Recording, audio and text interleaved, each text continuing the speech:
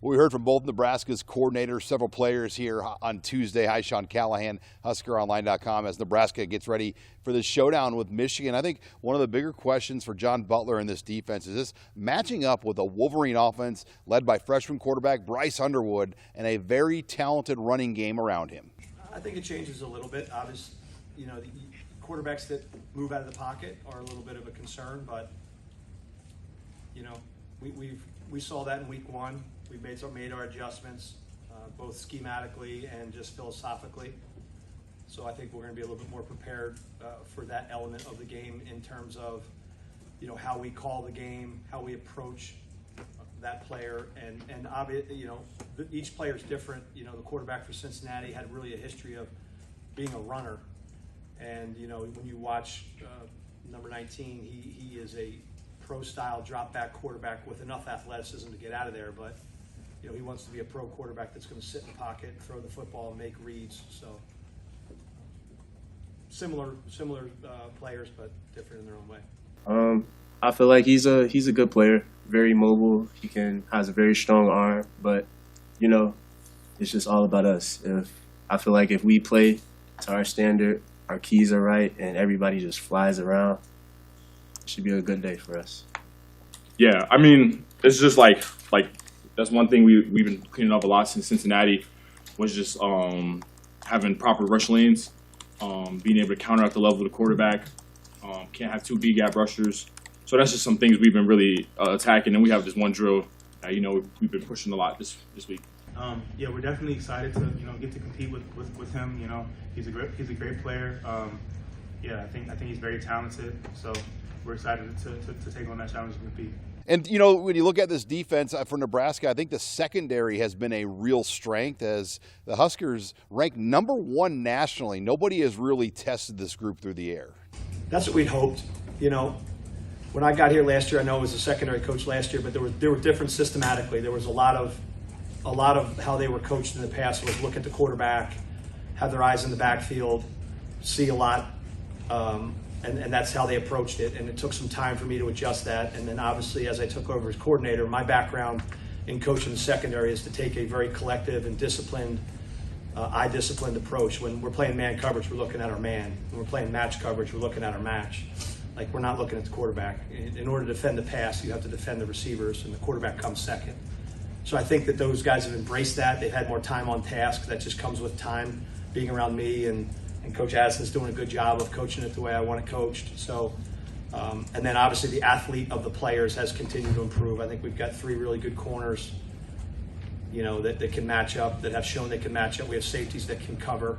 We have linebackers that can cover too. I don't think that can be discounted. The teams have tried to leak running backs out, tight ends out, whether it's Javen Wright or Vincent Shavers or whoever it's been. Like, our matchups have not just been on at corner. We've been doing a pretty good job of matching up with whoever they've been sending out there. So, and that's the key, is making sure it really comes down to eye discipline and execution within the coverage systems, and then having enough variety in your coverage systems to confuse the quarterback.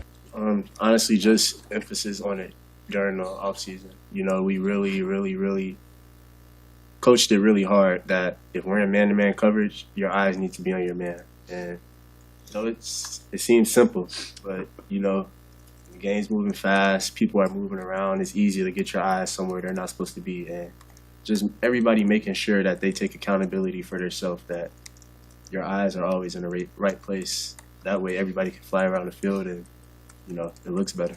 And for a lot of guys on this defense now, it's about earning respect. Yeah, I think so. I mean,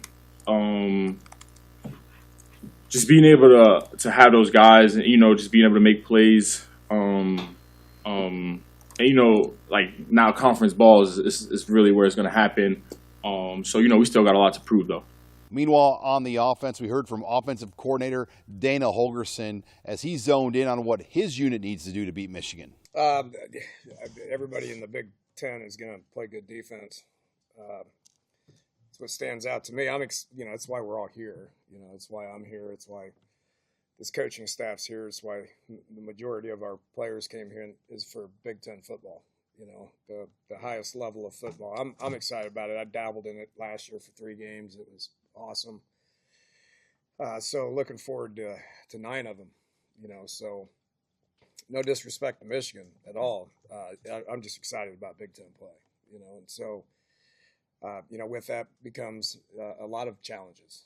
There's a lot of really good defense that's played in this league, and Michigan certainly set the standard for that for a long time. So I've never competed against them. That excites me. So they got a great coaching staff. They got great players, great tradition. It's something that we understand as well. So just really excited for the opportunity.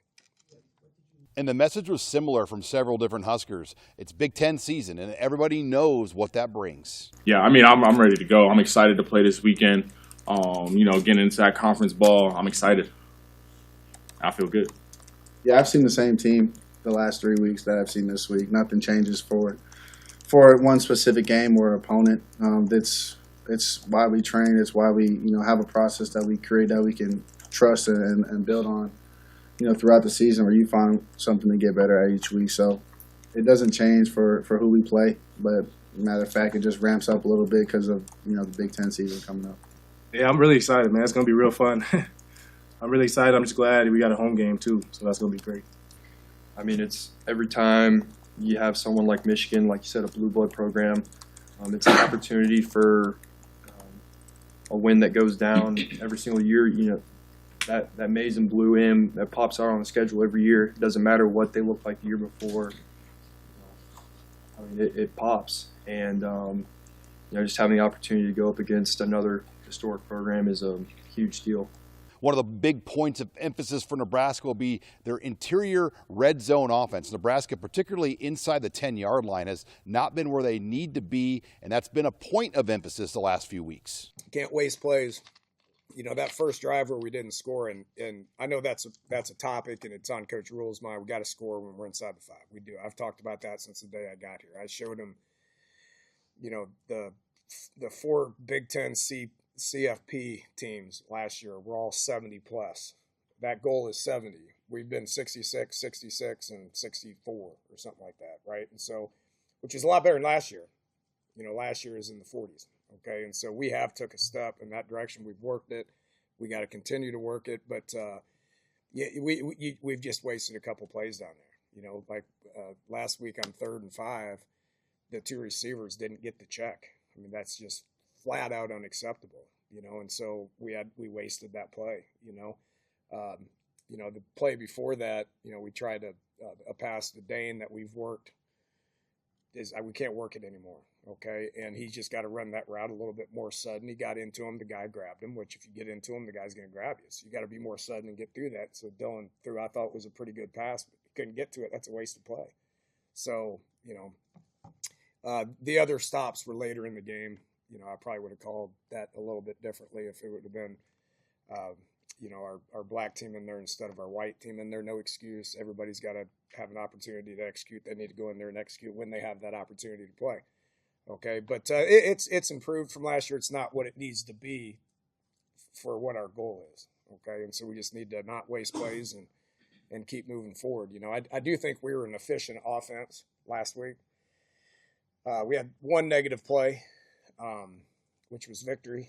I'll take that. That was the only negative play that we had the entire day. That's been something that we focused on going forward, not backwards. We, 2 penalties, no turnovers, 55% critical downs, which we'd like to have a couple of those back. But for the most part, I think our offense is efficient, and as quality of play goes up, which it will in the Big Ten, then our quality of play needs to go up as well. And for quarterback Dylan Raiola, this is a big game for him, a big moment in his career. He's excited for the opportunity. No doubt. Yeah, these are everything and more that you want to come here and play football for, and rightfully so, Nebraska should be in these games, and so we're going to embrace that, and like we said, we respect every opponent. We're going to prepare as hard as we can for each opponent, regardless who it is, and hopefully come out victorious. You also have a Husker angle on this Michigan roster as former linebacker Ernest Hausman, a part of the Wolverines, as he transferred there after the 2022 season here in Lincoln. Now, yeah, I came in with Ernest, man. We was real cool freshman year. Haven't really talked to him much since, but it's going to be real fun playing against him on Saturday. It's going to be fun. Honestly, I have the most confidence in our offense. And, I haven't really watched a lot of their defense. Ernest was a great player when he was here, but he was also, a freshman. I feel like it's kind of hard to gauge the difference between him now and then, 3-year difference. He was a incoming freshman. He had a little experience throughout the season. He played really good against Michigan that year, but if you ask me, I always got our offense over anybody, so that's my answer for that. Yeah, he's gotten a little bit bigger, more athletic since he's been here and gone there. But honestly, it's really never about other opponents. It's always about us and what we do. So Huskers also appear to be healthy as both Javen Wright and Malcolm Hartstug back on the practice field this week for Michigan. With the Huskers in Lincoln, I'm Sean Callahan of HuskerOnline.com.